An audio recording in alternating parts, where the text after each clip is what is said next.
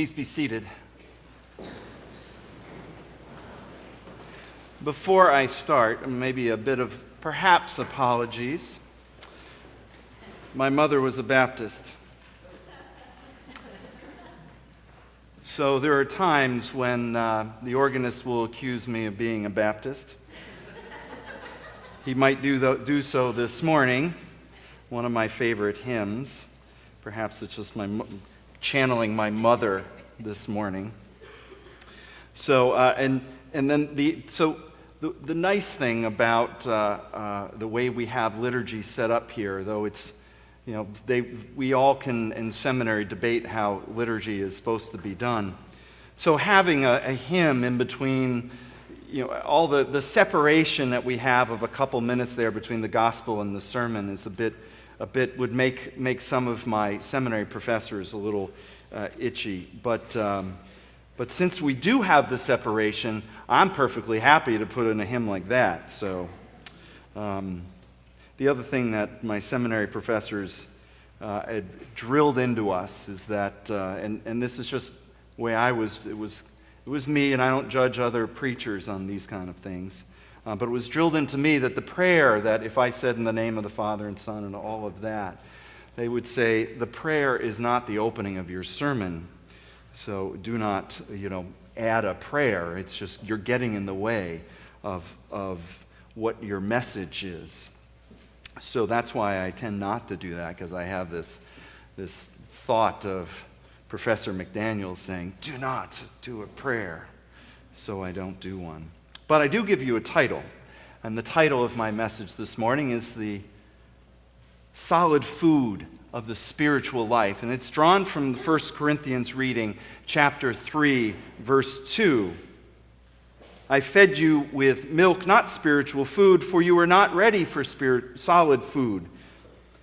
Even now you are still not ready, for you are still of the flesh.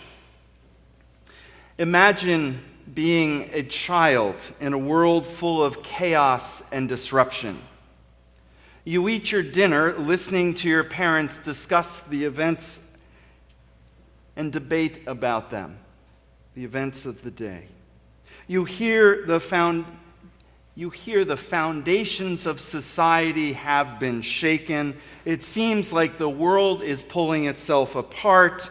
You see the aggravation on the face of your mother and father. You listen, you try to understand, but it does not make sense to you either.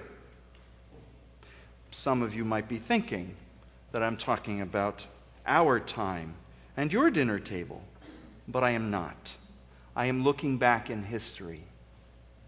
In July of 1348, the Black Death, or the plague, arrived in Britain. It first spread along the southern coast of England, but quickly went inland. As the plague ravaged, it took nearly 4 in 10 people. In some villages, 9 out of 10 died. The population decline caused social shifts. Before the Black Death, there were plenty of workers, but afterwards, labor was scarce. So people demanded better pay. Many landowners turned from crops to sheep, which were less labor intensive. Poverty and homelessness increased. People moved to cities and towns. In Britain, some 1,500 villages were deserted during the late 14th and early 15th centuries. On top of the population decline and social shifts, English kings laid claim to French thrones. The resulting war is known as the 100 Years' War. At times, England flourished because of their military success, but when the war ended, England lost its continental lands and became more isolated. The late 14th and early 15th centuries in Britain was a period of horrible diseases, significant social changes, and political and economic upheaval. The day-to-day challenge made life difficult. On the other hand, new opportunities emerged, but they did so at great expense. Now I want to turn to our reading from 1 Corinthians. The church in Corinth faced many challenges and changes as well. Corinth was a prosperous, large city located on the Mediterranean Sea, on the southern coast of Greece. Because it was a port city, Corinth was ethnically, culturally, and religiously diverse. The fledgling church reflected those qualities as well. Additionally, the members of the church struggled to live together in community. In the letter, Paul writes to the church in Corinth because it was in severe turmoil. There was serious disorder in the congregation. Parishioners were fighting. Groups were vying for control. People were shouting which faction they belonged to and who was their leader. Some in the congregation were acting immorally, not caring what other people thought. Others showed disregard for new members and those learning to be Christians. And to make matters worse, the disadvantaged from lower social classes were marginalized. In short, the church was a mess. Not even sure a good interim would have helped. Paul chastises the congregation by reminding them of their spiritual life. For all Christians, the spiritual life involves growth. People start by learning about Christianity and its principles. They discover the ways God works in their lives. They begin to understand those moments of mystery when people encounter God. Paul describes this initial period as a childlike state in which people drink spiritual milk. People are infants in Christ. They have experienced rebirth but have not fully integrated the Christian way into their lives. Paul wants the Corinthians to grow up and fast. He wants them to eat the solid food of spiritual life. What is this solid food? Spiritual food is perhaps best explained in the 13th chapter. In it he writes, "When I was a child, I spoke like a child, I thought like a child, I reasoned like a child. When I became an adult, I put away childish things." Childish things include quarreling and jealousy. To be an adult is to eat solid spiritual food, that is love. Paul writes, love is patient, love is kind, love is not envious or boastful, arrogant or rude. It does not insist on its own way. It is not irritable or resentful. It does not rejoice in wrongdoing. The solid food of the spiritual life is love, which we all know is easy to say, but hard to do. Now return with me to the late 14th and early 15th century Britain. Remarkably, while the chaos and turmoil rocked England, a certain young woman did something remarkable. Julian of Norwich, as she is known, became an anchoress in the town of Norwich.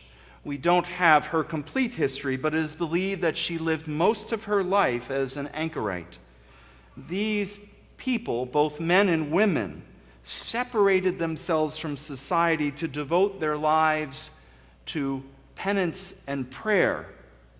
Julian withdrew from the world by living in an anchor hold, a small room attached to the St. Julian's Church in Norwich.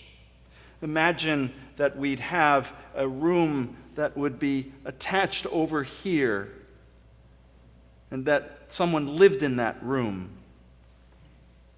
And they could see the Sunday service going on. On the other side of the room was a window into the world, and people would come to give her food. If they didn't come to give her food, she would die. Right? People would come and give her food, but people also would come to speak with her about their spiritual lives. She would give spiritual direction to those that came by. Like all anchoresses, Julian made a vow to the bishop, stating that she would remain in her cell for the rest of her life. The anchorite form of the Christian life was extreme, but the times she and the nearly 1,000 people over the course of 5 centuries of the Middle Ages lived in were troubled and chaotic. Interestingly, both Paul's first letter to the Corinthians and Julian's The Revelations of Divine Love have the same focus. They both speak about the spiritual food that is love. Julian writes, "I saw that he, God, is to us everything that is good and comfortable for us. He is our clothing that for love wraps us, clasps us, and encloses us for tender love, that he may never leave us, being to us all thing that is good." Pause to consider her surroundings. She witnessed death after death, year after year. The plague horribly ravaged people she knew, maybe even those closest to her. She has seen her society turned upside down, with people homeless and hungry throughout the land. She also witnessed countless young men leave for France to fight for the king, many of these never returning. Through it all, she speaks of love. She writes, "He that made all things for love, by the same love keeps them, and shall keep them without end." Julian isn't being Pollyannish. She cannot be naive. She has seen too much of the darkness and despair that our world can offer. The stench of death is as familiar to her as a bouquet of flowers. She also advises us on how we are to live. Our life is all grounded and rooted in love. And without love, we may not live. Her response to the chaos and turmoil of her world is love. Her words are profound. We are living in a chaotic time. Many people are distressed and perplexed, some angry. How are we Christians to respond? Both Paul and Julian are clear. In difficult situations, when the world was not what they had hoped for, we respond with love. We do so by holding in our hearts the love that God has for us. With God's love in us, we show our families, our neighbors, our friends, that when things seem worst, we are wrapped, clasped, enclosed in God's love.